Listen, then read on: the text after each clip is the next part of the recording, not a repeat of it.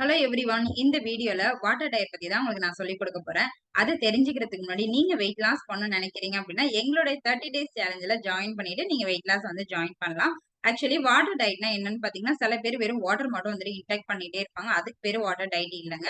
நம்ம உடம்புக்கு தேவையான தண்ணிய வந்து நம்ம எந்த அளவுக்கு இன்டேக் பண்றோமோ, அந்த அளவுக்கு நம்மளோட உடம்பு வந்து ரொம்ப சுத்தமா இருக்கும். ஃபார் எக்ஸாம்பிள் சொல்லணும் அப்படின்னா, நம்ம ஒரு டாய்லெட் போறோம். அதுக்கு தேவையான அளவுக்கு தண்ணி வந்து நம்ம ஊத்துனோம்னா தான் ஸ்மெல் இல்லாம நல்லா இருக்கும். அதே மாரி நம்ம துணி வாஷ் பண்றோம் அப்டின்னா, அதுக்கு தேவையான அளவு 2, 3 பக்கெட் யூஸ் பண்ணா தான் அது நல்லாருக்கும். ஒரு பக்கெட்ல துணி துவைச்சுட்டு வரணும் அப்டின்னு நெனச்சோம்னா முடியுமா? முடியாது இல்லையா? சோ அதே மாரி தான். நம்ம உடம்புக்கு தேவையான தண்ணி வந்து நம்ம இன்டேக் பண்ணல அப்டின்னா, அழுக்கு எல்லாமே உள்ள சேர்ந்த பிறகு அதுவே உங்களுக்கு ஃபேட்டா திரும்ப கன்வெர்ட் ஆக ஆரம்பிச்சுரும்.